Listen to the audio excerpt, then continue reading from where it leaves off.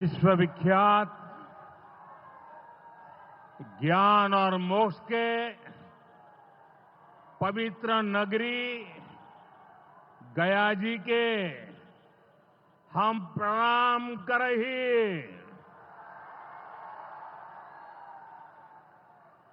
विष्णुपद मंदिर के ई गौरवशाली भूमि पर अपने सबके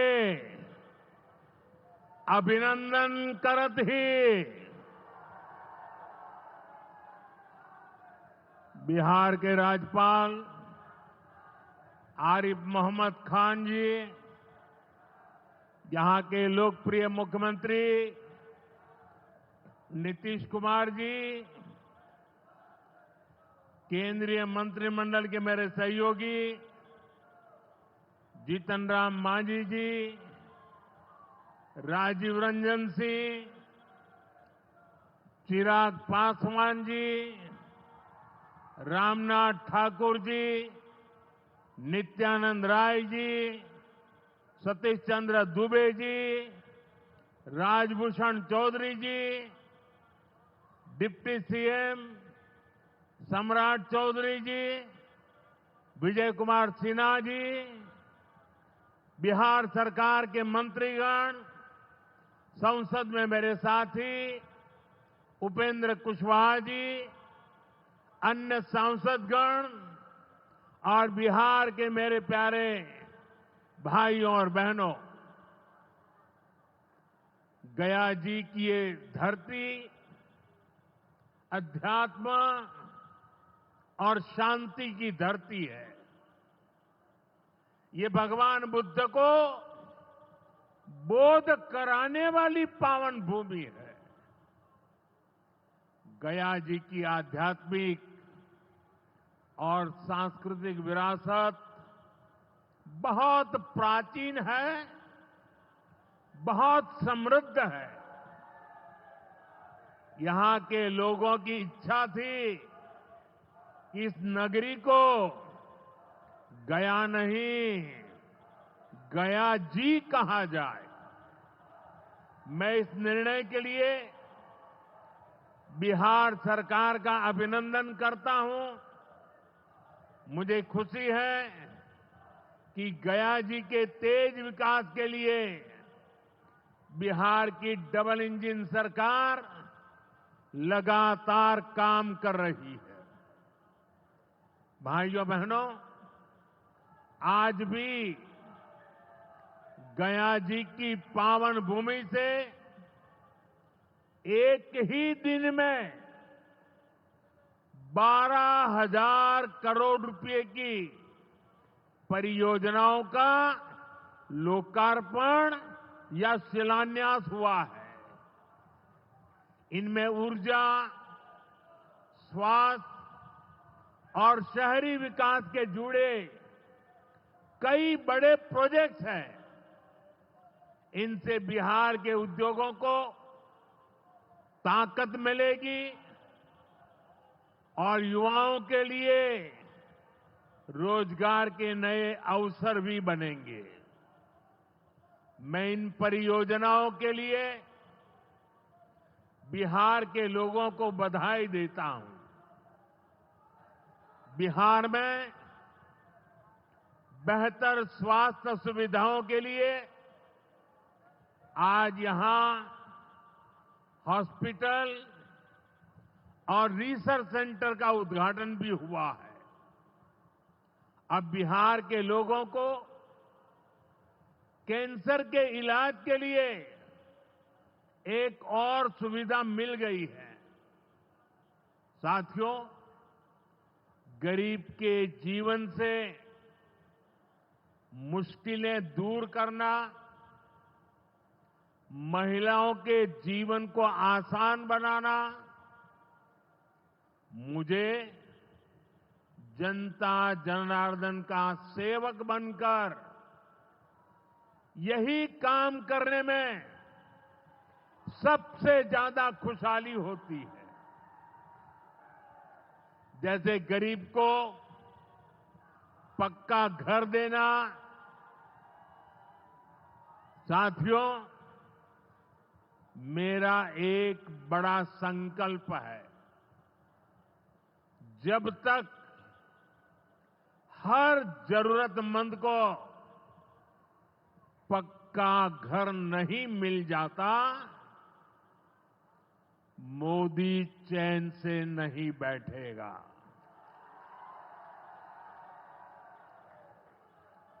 इसी सोच के साथ पिछले 11 साल में 4 करोड़ से अधिक गरीबों को पक्के घर बनाकर दे दिए गए। अकेले हमारे बिहार में 38 लाख से अधिक आवास बनाए गए। गया जिले में भी 2 लाख से अधिक परिवारों को अपना पक्का घर मिला है। और हमने सिर्फ घर यानी 4 दीवारें नहीं दी, बल्कि उन घरों के साथ गरीब को उसका स्वाभिमान दिया है। इन घरों में बिजली, पानी, शौचालय और गैस कनेक्शन की सुविधाएं दी हैं। यानी गरीब परिवारों की भी सुविधा, सुरक्षा और सम्मान से जीने की गारंटी मिली है। साथियों, आज इसी सिलसिले को आगे बढ़ाते हुए बिहार के मगध क्षेत्र के 16,000 से ज्यादा परिवारों को अपना पक्का घर दिया है। यानी इस बार इन परिवारों में दिवाली और छठ पूजा की रौनक और ज्यादा होगी। मैं अपना घर पाने वाले सभी लाभार्थी परिवारों को बहुत बहुत बधाई देता हूं। और जो लोग अब भी पीएम आवास योजना के लाभ से छूट गए हैं, मैं उन्हें विश्वास दिलाता हूं कि पीएम आवास का अभियान तब तक जारी रहेगा जब तक हर गरीब को अपना पक्का घर नहीं मिल जाता। साथियों, बिहार चंद्रगुप्त मौर्य और चाणक्य की धरती है। जब जब किसी दुश्मन ने भारत को चुनौती दी है, बिहार देश की ढाल बनकर खड़ा हुआ है। बिहार की धरती पर लिया हुआ और संकल्प, ये धरती की ताकत है। इस धरती पर लिया गया हर संकल्प कभी खाली नहीं जाता। और इसलिए तो भाइयों बहनों, जब कश्मीर के पहलगाम में आतंकी हमला हुआ था, हमारे निर्दोष नागरिकों को उनका धर्म पूछ करके मारा गया, मैंने बिहार की इसी धरती से आतंकवादियों को मिट्टी में मिलाने की बात कही थी। आज दुनिया देख रही है, बिहार की धरती से लिया गया वो संकल्प पूरा हो चुका है। आपको याद होगा, उधर से पाकिस्तान हम पर ड्रोन हमले कर रहा था, मिसाइलें दाग रहा था और इधर भारत पाकिस्तान की मिसाइलों को हवा में तिनके की तरह बिखेर रहा था। पाकिस्तान की एक भी मिसाइल हमें नुकसान नहीं पहुंचा पाई। साथियों, ऑपरेशन सिंदूर ने भारत की रक्षा नीति की नई लकीर खींच दी है। अब भारत में आतंकवादी भेजकर हमले करा के कोई बच नहीं सकेगा। आतंकवादी चाहे पाताल में क्यों न छिप जाए, भारत की मिसाइलें उन्हें दफन करके रहेगी। साथियों, बिहार का तेज विकास केंद्र की एनडीए सरकार की बहुत बड़ी प्राथमिकता है। इसलिए आज बिहार चौतरफा विकास के रास्ते पर आगे बढ़ रहा है। बीते वर्षों में पुरानी समस्याओं के समाधान तलाशे गए हैं और नई प्रगति के रास्ते भी बनाए गए हैं। आप याद करिए, लालटेन राज में यहां कैसी दुर्दशा थी। लालटेन राज में एक क्षेत्र लाल आतंक से जकड़ा हुआ था। माओवादियों की वजह से शाम के बाद कहीं आना जाना मुश्किल था। गया जी जैसे शहर लालटेन राज में अंधेरे में डूबे रहते थे। हजारों गांव ऐसे थे जहां बिजली के खंभे तक नहीं पहुंचे थे।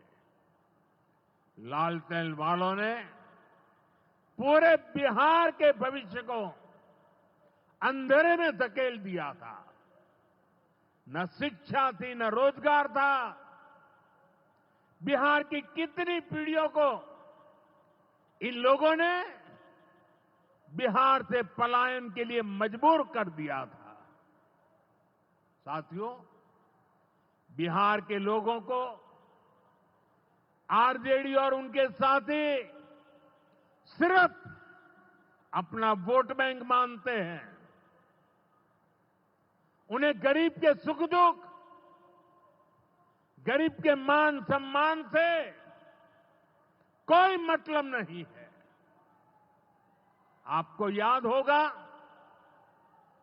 कांग्रेस के एक मुख्यमंत्री ने मंच से कह दिया था कि अपने राज्य में बिहार के लोगों को घुसने नहीं देंगे। बिहार के लोगों से कांग्रेस की इतनी नफरत, बिहार के लोगों के प्रति इतनी घृणा, और कोई भूल नहीं सकता। कांग्रेस का बिहार के लोगों के प्रति त्याग, जो दुर्व्यवहार देखने के बाद भी यहां आरजेडी वाले गहरी नींद में सोए पड़े थे।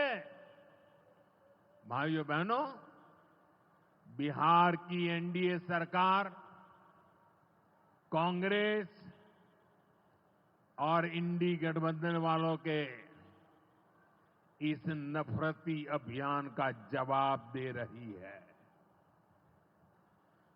बिहार के बेटे बेटी को यहीं पर रोजगार मिले,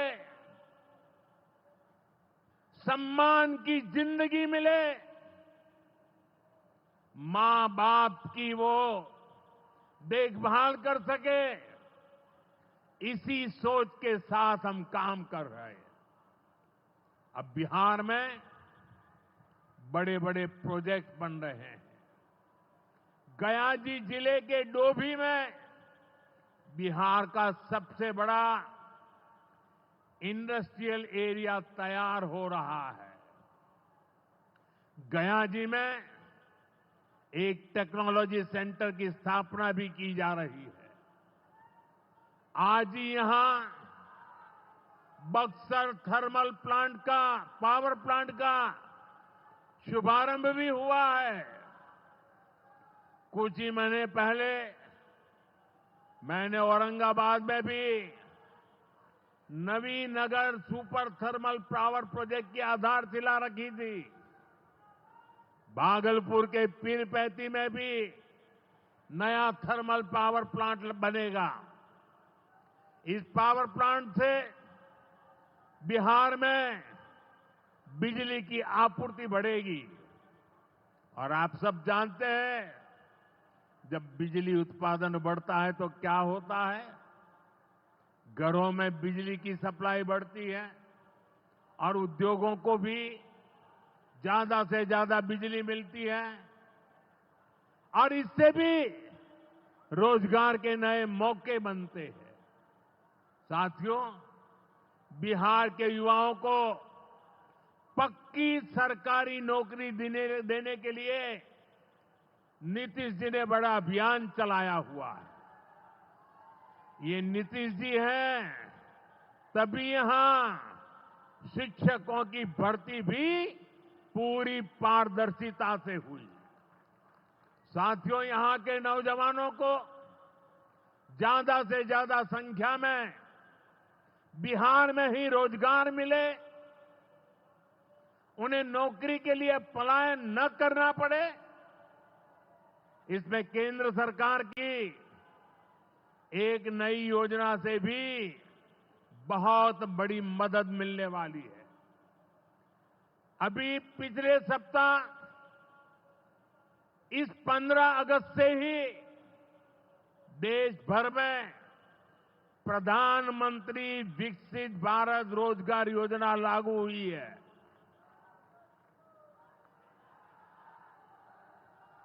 इसके तहत हमारे युवा जब निजी क्षेत्र में पहली नौकरी करेंगे तो केंद्र सरकार उन्हें अपने पास से 15,000 रुपये देगी।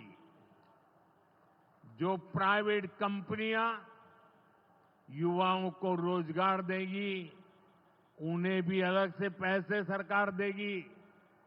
इस योजना का बहुत बड़ा लाभ बिहार के मेरे युवाओं को भी होगा। साथियों, हमारे देश में कांग्रेस हो, आरजेडी हो, इनकी सरकारों ने कभी जनता के पैसे का मोल नहीं समझा। इनके लिए जनता के पैसे का मतलब रहा है खुद की तिजोरी भरना। इसलिए कांग्रेस आरजेडी की सरकारों में सालों साल तक परियोजनाएं पूरी नहीं होती थी। कोई योजना जितनी लटकती थी उतना उसमें ये पैसे कमा लेते थे। अब इस गलत सोच को भी एनडीए सरकार ने बदल दिया है। अब शिलान्यास के बाद कोशिश होती है जल्द से जल्द समय सीमा में उस काम को पूरा करने के लिए सफल प्रयास किया जाए। आज का एक कार्यक्रम इसका भी एक शानदार उदाहरण है।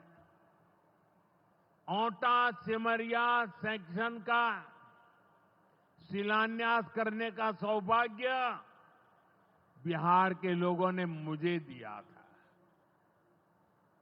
और आप लोगों की कृपा देखिए, आप लोगों का प्रेम देखिए कि जिस ब्रिज का शिलान्यास आपने मुझे करने के लिए कहा, आज इसका लोकार्पण करने का अवसर भी आपने मुझे दिया है। ये पुल सिर्फ सड़कों को नहीं, पूरे उत्तर और दक्षिण बिहार को जोड़ने का काम करेगा। जो भारी वाहन पहले गांधी सेतु से होकर 150 किलोमीटर का लंबा चक्कर काटते थे, अब सीधा रास्ता पाएंगे। इससे व्यापार तेज होगा, उद्योगों को ताकत मिलेगी और तीर्थयात्रियों का भी पहुंचना आसान होगा। विकास के जिन प्रोजेक्ट की नींव एनडीए सरकार में रखी जाती है, वो पूरा होकर रहेंगे, ये बात पक्की है।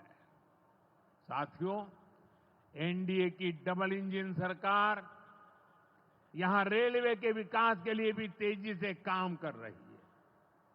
अमृत भारत स्टेशन योजना के तहत गयाजी रेलवे स्टेशन को आधुनिक बनाया जा रहा है।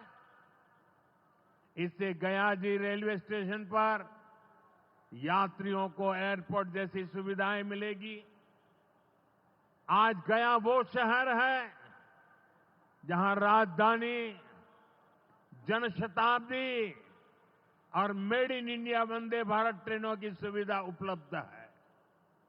गयाजी, सासाराम, प्रयागराज, कानपुर होते हुए दिल्ली तक सीधा कनेक्शन बिहार के युवाओं को, यहां के किसानों को, यहां के व्यापारियों के लिए नई संभावनाएं बना रहा है। भाइयों और बहनों, आपके आशीर्वाद से, देश के अटूट भरोसे के कारण साल 2014 में प्रधानमंत्री के तौर पर शुरू हुआ मेरा सेवा काल, ये सेवा काल निरंतर जारी है।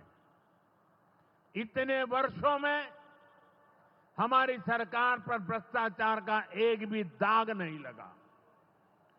जबकि आजादी के बाद कांग्रेस की सरकारें जो 60-65 साल तक सरकार में रही है, उनके भ्रष्टाचार की लंबी लिस्ट है। आरजेडी का भ्रष्टाचार तो बिहार का बच्चा बच्चा जानता है। मेरा साफ मानना है कि भ्रष्टाचार के विरुद्ध लड़ाई को अगर अंजाम तक पहुंचाना है तो कोई भी कार्रवाई के दायरे से बाहर नहीं होना चाहिए। आप सोचिए, आज कानून है कि अगर किसी छोटे सरकारी कर्मचारी को 50 घंटे तक हिरासत में रख दिया तो अपने आप वो सस्पेंड हो जाता है। ड्राइवर हो, छोटा क्लार्क हो, प्यून हो, उसकी जिंदगी हमेशा हमेशा के लिए तबाह हो जाती है।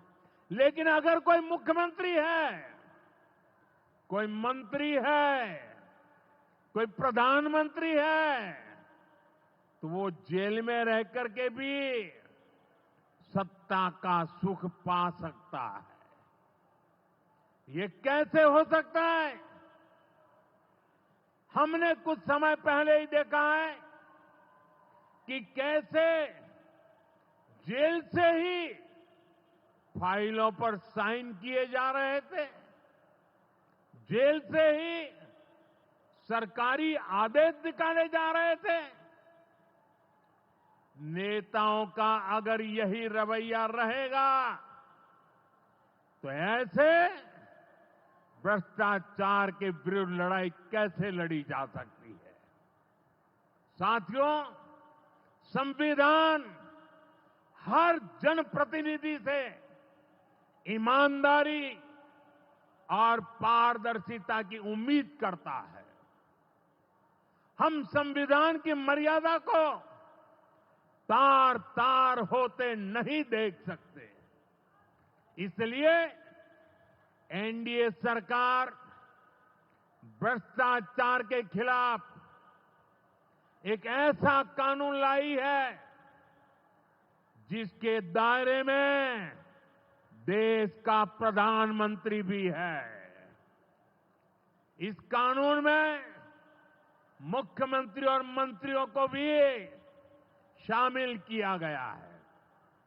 जब ये कानून बन जाएगा तो प्रधानमंत्री हो या मुख्यमंत्री या फिर कोई भी मंत्री, उसे गिरफ्तारी के 30 दिन के अंदर जमानत लेनी होगी और अगर जमानत नहीं मिली तो 31वें दिन उसे कुर्सी छोड़नी पड़ेगी।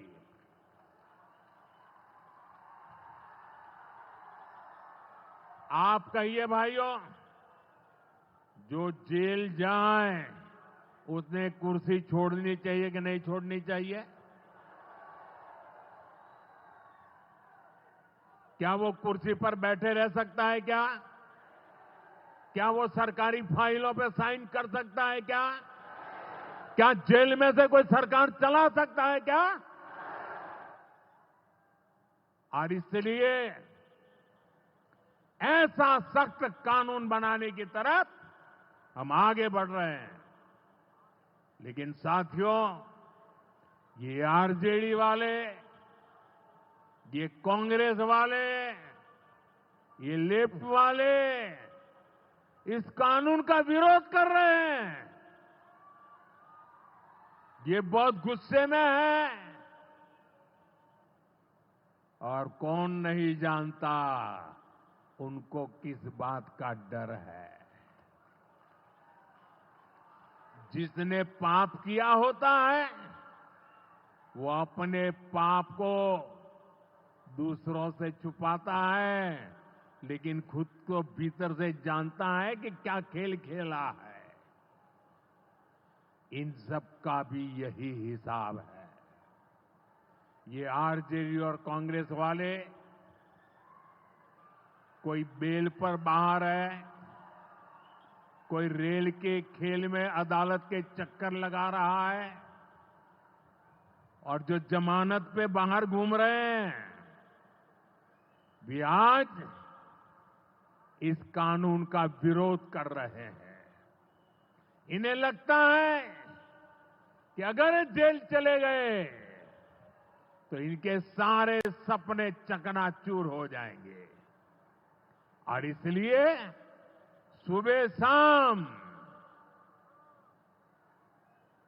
ये लोग मोदी को भांति भांति की गाली दे रहे हैं और इतने बौखलाए हुए हैं कि इस जनहित के कानून का विरोध कर रहे हैं।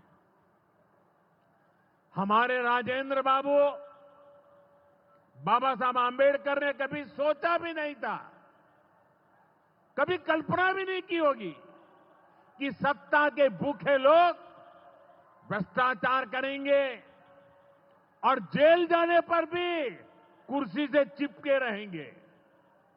लेकिन अब भ्रष्टाचारी जेल भी जाएगा और उसकी कुर्सी भी जाएगी। भारत को भ्रष्टाचार से मुक्त होने का संकल्प देश के कोटि कोटि लोगों का है। ये संकल्प सिद्ध होकर रहेगा। साथियों, मैंने लाल किले से एक और खतरे की बात की है और ये खतरा बिहार पर भी है। देश में घुसपैठियों की बढ़ती संख्या चिंता का विषय है। बिहार के सीमावर्ती जिलों में तेजी से डेमोग्राफी बदल रही है। इसलिए एनडीए सरकार ने तय किया है कि देश का भविष्य घुसपैठियों को नहीं तय करने देंगे। घुसपैठियों को बिहार के युवाओं के रोजगार नहीं छीनने देंगे। जिन सुविधाओं पर भारतीय लोगों का अधिकार है, उस पर घुसपैठियों को डाका नहीं डालने देंगे। इस खतरे से निपटने के लिए मैंने डेमोग्राफी मिशन शुरू करने की बात कही है। बहुत जल्द ये मिशन अपना काम शुरू करेगा। हम हर घुसपैठियों को देश से बाहर करके ही रहेंगे। आप मुझे बताइए, एक घुसपैठियों को निकालना चाहिए कि नहीं निकालना चाहिए? क्या ये घुसपैठिए आपका रोजगार छीनने आपको मंजूर है? एक घुसपैठिए आपकी जमीन पे कब्जा कर ले आपको मंजूर है? एक घुसपैठिए आपका हक छीन ले आपको मंजूर है? बिहार के आप सभी लोग देश के भीतर बैठे घुसपैठियों के समर्थकों से भी सावधान रहिए। जान जाइए कौन घुसपैठियों के साथ खड़ा है। कांग्रेस और आरजेडी जैसे दल बिहार के लोगों का हक छीनकर घुसपैठियों को देना चाहते हैं। तुष्टीकरण के लिए, वोट बैंक को बढ़ाने के लिए कांग्रेस आरजेडी वाले कुछ भी कर सकते हैं, कितने ही नीचे जा सकते हैं। इसलिए बिहार के लोगों को बहुत सतर्क रहना है। साथियों, हमें हमारे बिहार को कांग्रेस आरजेडी की बुरी नजर से बचाकर रखना है। बिहार के लिए ये समय बहुत अहम है। बिहार के युवाओं के सपने पूरे हो, बिहार के लोगों की आकांक्षाओं को नई उड़ान मिले, इसके लिए केंद्र सरकार और नीतीश जी के साथ हम कंधे से कंधा मिलाकर बिहार के कल्याण के लिए काम कर रहे हैं। बिहार में विकास की गति बनी रहे, इसके लिए डबल इंजन की सरकार लगातार मेहनत कर रही है। आज के विकास प्रोजेक्ट इसी दिशा में महत्वपूर्ण कदम है। मैं एक बार फिर इन परियोजनाओं के लिए बिहार को बहुत बहुत बधाई देता हूं। मेरे साथ बोलिए, भारत माता की, भारत माता की, भारत माता की। बहुत बहुत धन्यवाद।